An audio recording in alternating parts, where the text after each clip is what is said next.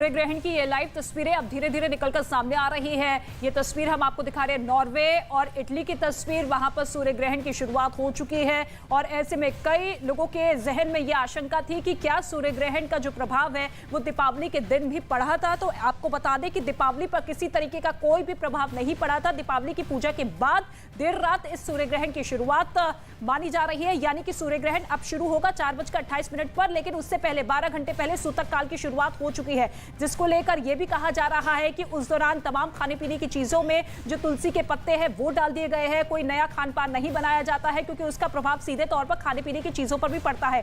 इसके साथ ही पूजा पाठ नहीं हो रही है। कहा यह भी जाता है कि जब सूर्य ग्रहण की शुरुआत होती है तो ऐसे में आपको हनुमान चालीसा का पाठ करना चाहिए ताकि किसी भी तरीके का अगर कोई प्रभाव पड़ रहा है वो वहीं से दूर हो जाता है। तो दूसरी तरफ वो आस्था की तस्वीर भी हमने आपको दिखाई, क्योंकि इस वक्त हरिद्वार में भी ज्यादा से ज्यादा लोगों की मौजूदगी है जो कि ये सिर्फ एक छोटे से बेडरूम से मशरूम की खेती करके महीने का 50,000 कमा रही हैं। मशरूम खेती सीखनी है तो फ्रीडम ऐप को अभी डाउनलोड कीजिए। गंगा घाट के किनारे मौजूद है, आस्था की डुबकी लगाते हुए नजर आ रही हैं, लेकिन दूसरी ही तरफ तमाम तरह की सावधानी और नियम भी न्यूज 18 इंडिया आप तक पहुंचा रहा है कि किन किन चीजों का आपको ख्याल रखना है, क्योंकि शुभ कार्य नहीं होता है। माना यह जाता है कि इसी काल में जो भगवान सूर्य है वो पीड़ित हो जाते हैं, ज्यादा शोभित नहीं माना जाता है उन्हें, और इसी वजह से सूर्य ग्रहण लगता हुआ दिखाई देता है। लेकिन अब जब अलग अलग जगहों से सूर्य ग्रहण की तस्वीरें निकलकर सामने आ रही है तो ऐसे में अब इंतजार है कि भारत में जब सूर्य ग्रहण की शुरुआत होगी तो वो तस्वीरें देखकर किस तरीके से